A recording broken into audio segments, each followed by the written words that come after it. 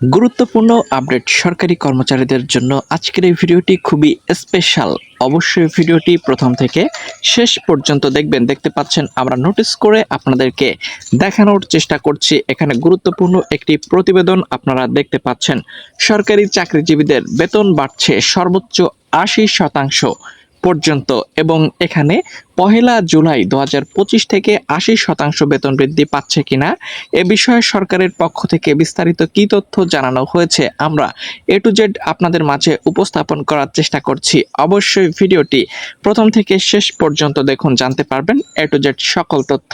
তো এখানে গুরুত্বপূর্ণ যে প্রতিবেদনটি প্রকাশিত হয়েছে, সরকারি চাকরিজীবীদের বেতন বাড়ছে ৮০% পর্যন্ত এবং এটি পহেলা জুলাই ২০২৫ থেকেই কার্যকর করা হচ্ছে। সরকারি চাকরিজীবীদের বেতন বাড়ছে ৮০% পর্যন্ত। সূত্র জানায় সরকারি চাকরিজীবীদের জন্য বর্তমানে যে বেতন কাঠামো রয়েছে, মূল বেতনের বেসিকের চেয়ে গড়ে ৮০% পর্যন্ত বেতন বৃদ্ধির সুপারিশ করছে বর্তমান অন্তর্বর্তী সরকার এবং পে কমিশন গঠনের একটি নীতিগত সিদ্ধান্ত তারা গ্রহণ করতে চলেছে। আজকের এই ভিডিওতে আমরা এ টু জেড সকল বিস্তারিত আপডেট আপনাদের মাঝে উপস্থাপন করার চেষ্টা করছি। তাই আপনাদের কাছে ছোট একটি রিকোয়েস্ট করব, যারা চ্যানেলের নতুন দর্শক এবং এখন পর্যন্ত চ্যানেলটিকে সাবস্ক্রাইব করেননি, এখনই চ্যানেলটিকে সাবস্ক্রাইব করুন, পরবর্তী আপডেট পেয়ে যাবেন ঘরে বসে। তো এখানে কিন্তু আপনারা গুরুত্বপূর্ণ একটি প্রতিবেদন সম্পর্কে দেখতে পাচ্ছেন, যেটি প্রকাশিত হয়েছে সম্প্রতি, অর্থাৎ আজকেই কিন্তু এটি প্রকাশিত হয়েছে। আমরা আপনাদের এ টু জেড দেখানোর চেষ্টা করছি। এখানে গুরুত্বপূর্ণ একটি প্রতিবেদন দেখতে পাচ্ছেন। সরকারি চাকরিজীবীদের জন্য সর্বোচ্চ ৮০% পর্যন্ত বেতন বাড়ানোর সুপারিশ করতে যাচ্ছে সরকার গঠিত পে কমিশন। নতুন বেতন স্কেলে বর্তমানে ২০টির পরিবর্তে ১৭টি গ্রেড নির্ধারণ করা হচ্ছে।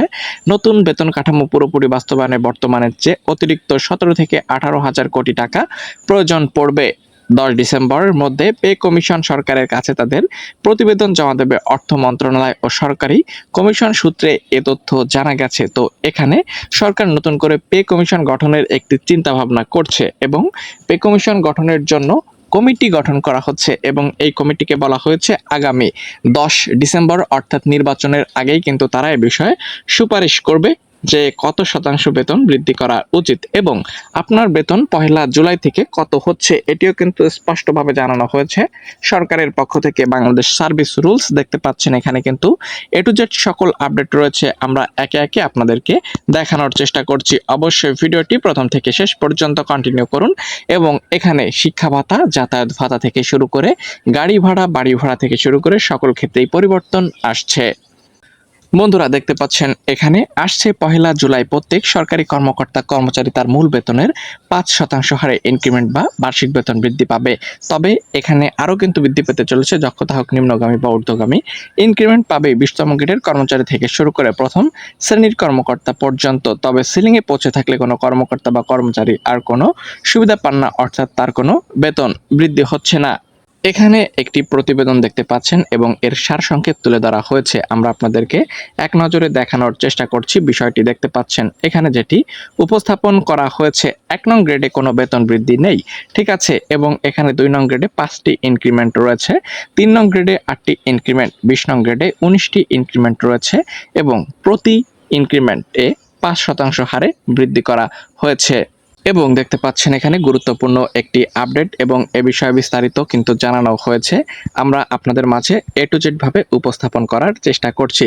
তো এখানে যে চারটি তুলে ধরা হয়েছে, ধরুন আপনি ১৬ নম্বর গ্রেডে ১১,৮৯০ টাকা বেতন পাচ্ছেন, তাহলে আপনার মূল বেতন দেখতে পাচ্ছেন এখানে যে বিষয়টি বলা হয়েছে পহেলা জুলাই ২০২৫ দাঁড়াবে ১২,৪৯০ টাকা। শেয়ারে বাড়ি ভাড়া বৃদ্ধি পাবে, মূল বেতন ১২,৪৯০ টাকা, বাড়ি ভাড়া ৫,৬২০ টাকা ৪৫%। অন্যান্য হারে দেখতে পাচ্ছেন এখানে চিকিৎসা ভাতা এখানে ১৫০০ টাকার পরিবর্তে ২৫০০ টাকা নির্ধারণ করা হবে। টিফিন ভাতা ২০০ থেকে ৫০০ টাকা পর্যন্ত করা হবে। ধোলাই ভাতা এখানে ২০০ টাকা পর্যন্ত করা হতে পারে। তাহলে আপনার মূল বেতন পৌঁছেছে ২০,৮১০ টাকা। এখানে একটি গুরুত্বপূর্ণ চার্ট আপনারা দেখতে পাচ্ছেন যে চিকিৎসা ভাতা এখানে ১৫০০ টাকার পরিবর্তে ২৫০০ টাকা করা হচ্ছে। নববর্ষ ভাতা মূল বেতনের ২০%। শিক্ষা সহায়ক ভাতা দেখতে পাচ্ছেন এখানে নির্ধারণ করা হচ্ছে ১১ থেকে ২০তম গ্রেডের জন্য। টিফিন ভাতা এখানে ৩০০ থেকে ৫০০ টাকা পর্যন্ত নির্ধারণ করা হচ্ছে ১৭ থেকে ২০তম গ্রেডের জন্য। ধোলাই ভাতা ১০০ টাকার পরিবর্তে ৫০০ টাকা পর্যন্ত করা হতে পারে। তো এখানে কিন্তু এই সংক্রান্ত সকল বিস্তারিত তথ্য রয়েছে এবং আগামী 1 জুলাই থেকেই কিন্তু আপনারা এই সুবিধাটি উপভোগ করতে পারছেন। ঠিক আছে, তো এ বিষয়ে যদি কোনো ভিডিও প্রয়োজন পড়ে বা এ বিষয়ে যদি কোনো প্রশ্ন থাকে অবশ্যই নিঃসন্দেহে কমেন্ট করার জন্য বিনীতভাবে অনুরোধ করা হলো। যে কোনো আপডেট নিউজ আসামাত্র সঙ্গে সঙ্গে আপনাদের মাঝে উপস্থাপন করার চেষ্টা করব, তাই অবশ্যই চ্যানেলটিকে সকলে সাবস্ক্রাইব করে রাখবেন।